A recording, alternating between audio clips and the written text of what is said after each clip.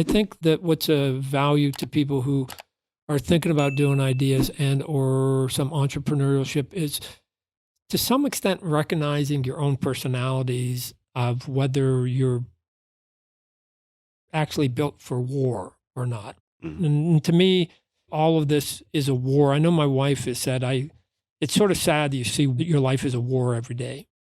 And so I'm ready. And if I've got one regret, and I've got few of them, but one of them is I wish I was born 3,000 years ago, because back then, like in a movie like Braveheart, if you believed in something so strongly, you would go to the battlefield, you would face your enemy who basically was trying to deny you whatever it was that would give you personal happiness or what you thought would be good for your family. And only two things were going to happen. You were either going to cut his head off or he was going to cut yours. That simple. And I've always been the guy willing to go, I'll die for what I believe. Now, unfortunately, Tim, killing your enemy and cutting their head off is illegal, right? And it's really frustrating to me because, man, there's a lot of heads I'd like to see on the ground, and I'm sure they'd like to see mine, but we can't do that. We have to be a law-abiding citizen. So now what we have to do in modern times is sue people and take away market shares and tell them you will never work in this town. And it's just not nearly as satisfying as if I could just cut their heads off. So if I get ready for the war, which means that every day, and I'm going to give you a piece of advice that don't tell your mom if you're listening to me, because moms will be horrified by this. Here it is. Lower the bar. Lower the bar. Don't raise the bar, lower it. Here's why. Way easier to get over low bars than it is high bars. Try it. Put a bar 6 feet high, try to jump over it. Put a bar 6 inches off the ground, you can get over it 20 times in a minute. It's easy. Lower the bar, ladies and gentlemen. So that means that I get up every day and I don't have high expectations of anything, not even with humanity. So I'm not a religious person, but I do have sort of a personal prayer, and it's sort of this simple every day. Today will not be perfect.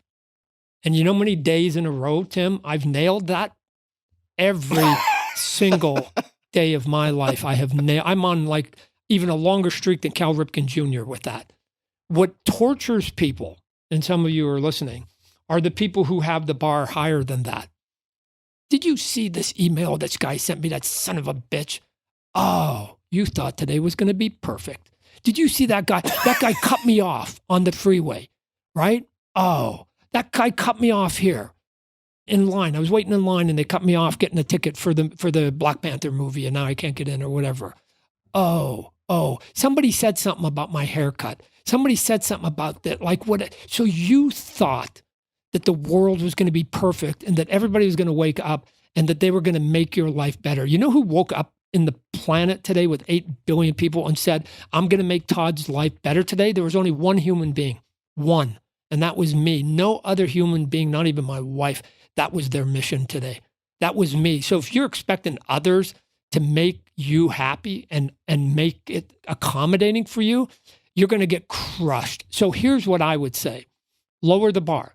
Go to your job interview, and before you walk in, give it your damnedest, but assume you're not getting the job.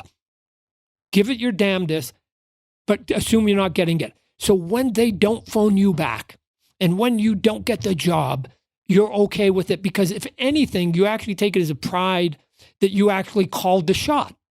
I knew it. I went there. They didn't give it to me, dumb shit, but I knew it. And pretty soon you don't get hired for 10, 20 jobs in a row, and you're on a hot streak now. You're actually feeling pretty good that you called it 20 times in a row. You're not getting the job. And then guess what happens?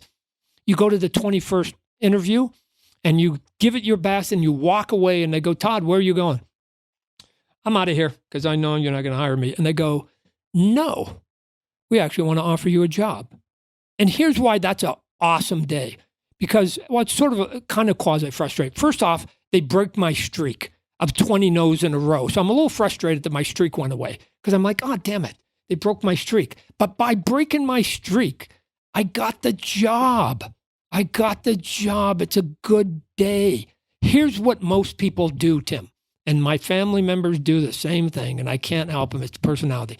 They actually think they're going to get every job they go and apply for. And when they don't, they get crushed. It literally crushes their soul for 2 or 3 days. And they're a shell of a person. Why? Because they put the bar high. The bar was that we were going to get the job. No, put the bar where it says, I'm not getting the job and you will never be disappointed. Assume today's not going to be perfect and assume human beings are flawed, and you will have a pretty damn good life, because guess what happens? Some days nobody cuts you off. Nobody cuts in line and nobody writes you a bad email, and it's a pretty good day. It's a pretty good day because sort of discomfort didn't come. Not that you won the lottery, not that that your team won the championship. You just didn't have a lot of aggravation. You didn't get sued today. Cool. It's a good day. I don't know. I psych myself out. I psych myself out for little success. So when any of it comes, it's cool. We talked about it with selling the toys at 60,000. There's either way to get to 60,000 sales and it be a negative, or it can be a positive. It depends on how you psych yourself out. I am a horrible golfer. I don't do it much. Also, I've had people say, Todd, you're the worst golfer who doesn't care. Here's why I don't care, because I don't golf. And so I don't golf. I don't assume I'm going to get better by not golfing every 3 years, any more than my Mandarin and my Spanish is going to get better by me not practicing either one of those languages either. You don't get better by not doing it. So when I go golf the odd time I'm in Phoenix, I'm horrible. But every now and then I get lucky and all of a sudden I get a par 5, I get a 6. I am dancing naked when I get a 6 on a par 5. But it's interesting. I'm with another guy who must have had a different expectation. His bar was different than mine. He hits it, he gets a 6, and he is so mad. He actually breaks his club that cost more than my entire rental. And he breaks his club, and I'm sitting there going, wow, he got a 6. I got a 6. It's the same number. I'm dancing naked, and he's cursing up a storm. He must have had a different expectation than me. So that's it. I just keep my expectations low. It gets you through there.